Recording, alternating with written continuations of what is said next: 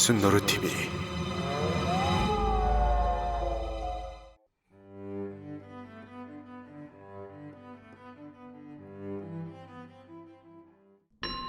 (5위) 다잉라이트 시리즈 볼레틸.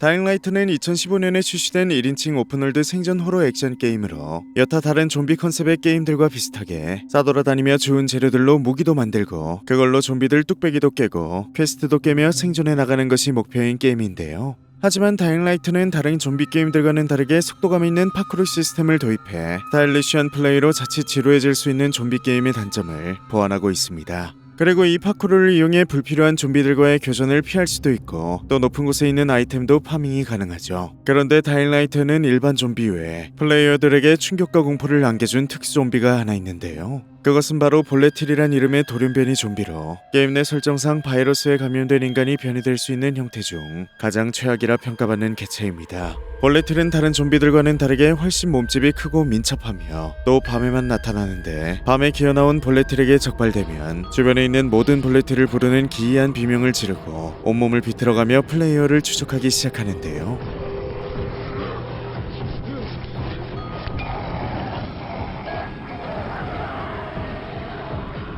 그런데 이때 플레이어가 파쿠르로 건물과 건물 사이를 뛰어넘고 벽을 기어오르며 도망가도 볼레틸은 똑같이 플레이어와 비슷한 속도로 파쿠르를 하며 쫓아오고 또 총을 쏴서 저지하려고 해도 워낙 단단하기 때문에 좀비의 살을 태우는 UV 라이트가 있는 쉘터로 도망치는 것이 유일한 생존법으로 알려져 있습니다. 긴박한 BGM과 함께 소름 끼치는 비명을 지르며 추격해오는 볼레틸에게 쫓기는 경험을 처음 해본 플레이어들은 내 게임 인생의 가장 강렬한 장면 중 하나다. 팬티에 똥을 싸고 말았다. 이 장면 이후 밖에 나가는 게 무서워져 게임을 환불했다 등 격렬한 반응이 많았다고 하는데요. 실제로 환불한 사람들 중에는 저도 포함되어 있습니다. 이번에 신작이 나오면 다시 도전해봐야지.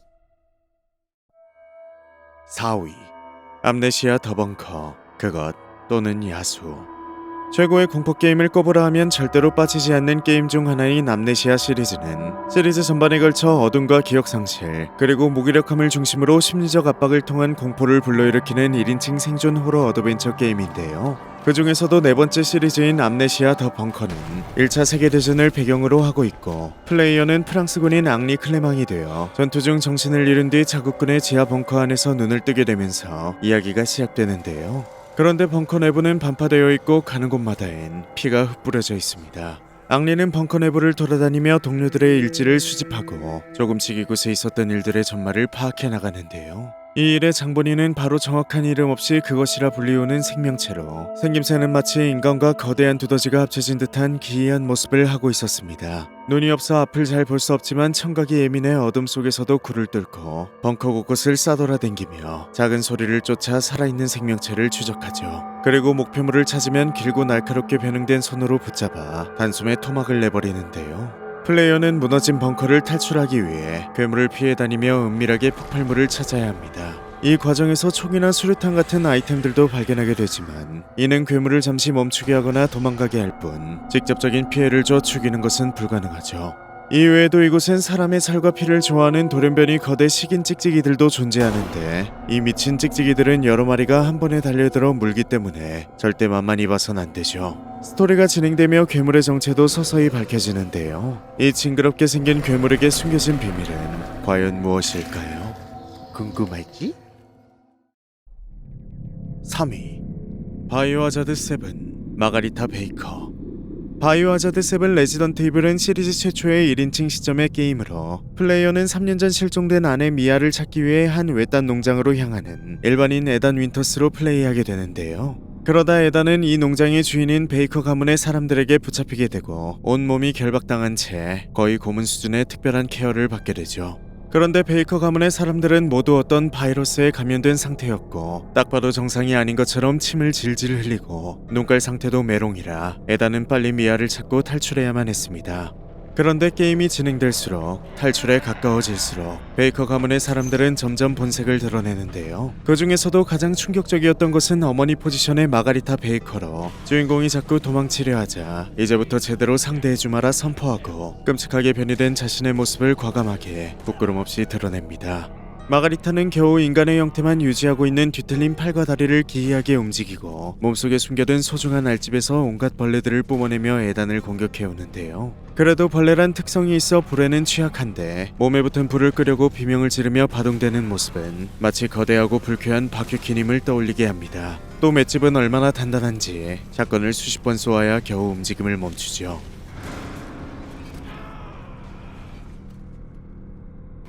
이외에도 레지던트 이블 7엔 유독 기이한 연출과 크리처들로 가득한데요. 만약 비주얼 충격을 곁들인 생존 게임을 해보고 싶으시다면 이 게임을 추천해드리겠습니다. 2위 사이렌 사홍곡 시인.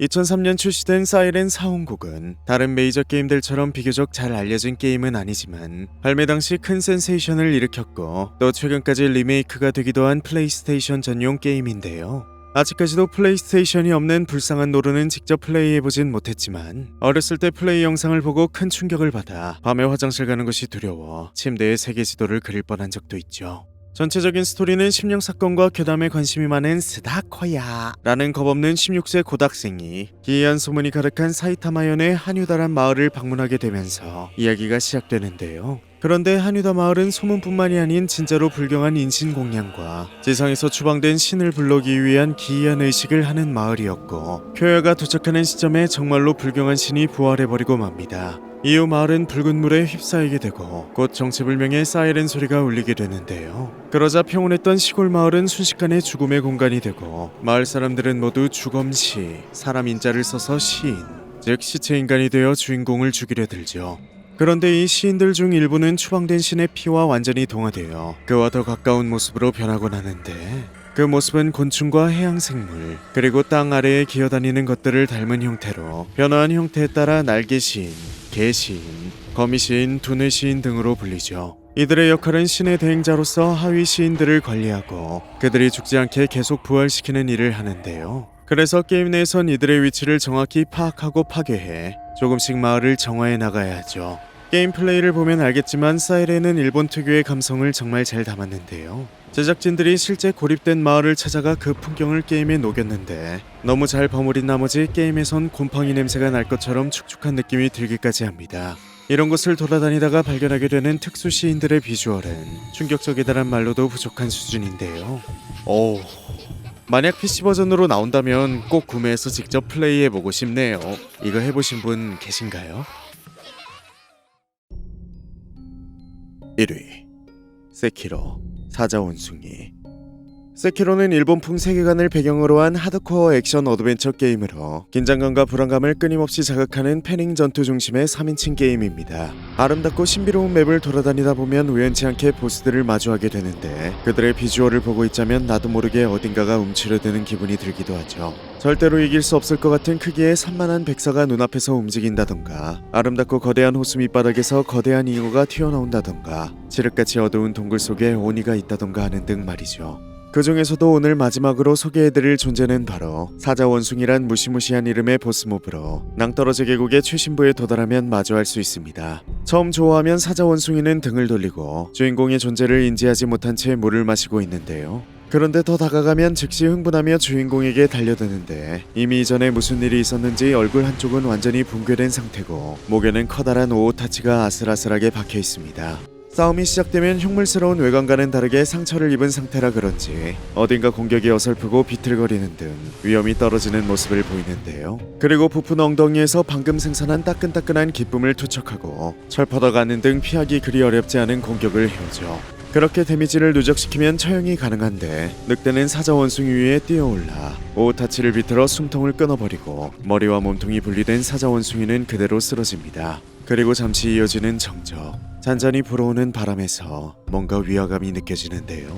그 순간 갑자기 죽은 줄 알았던 사자원숭이는 다시 몸을 비틀며 일어나고 자기의 떨어진 머리와 칼을 주워들곤 다시 한번 늑대에게 달려드는데요. 그런데 그것은 분명 사자원숭이가 아니었습니다. 사자원숭이의 탈을 쓴 무언가였죠. 움직임은 아까와 전혀 다르게 흐느적거리며 기이해졌고 공격은 정교하지 않고 자신이 파괴될 정도로 난잡했지만 몸을 날리면서까지 휘두르는 일격은 하나하나가 치명적이었습니다. 하지만 여러 죽을 고비를 넘긴 늑대는 그 기이한 움직임에 점점 익숙해졌고 다시금 움직임이 둔해진 틈을 타 잘린 목 위로 오르는데요. 그리곤 그곳에 손을 깊숙이 넣어 무언가를 뽑아내는데 그건 다름 아닌 거대한 지네로 언제부터인지 모르게 사자 원숭이 몸에서 기생하고 있다가 죽은 육체를 조종하고 있었던 것이었죠. 지네를 제거하고 나서야 사자 원숭이는 바스라지며 완전히 소멸하는데요. 이 파트를 직접 경험한 플레이어들은 그 어떤 게임의 보스보다도 임팩트 있는 등장과 죽음이었다. 뻔하지 않아 너무 좋았다. 역시 이 제작사는 인간의 원초적인 공포심을 불러일으키는 것이 무엇인지 정확히 파악하고 있다 등 호평일색이었다 합니다. 이외에도 충격적인 비주얼을 가진 게임 속 괴물을 알고 계신 것이 있다면 간단한 소개와 함께 댓글에 남겨주시길 바랍니다. 내가 다 볼게요.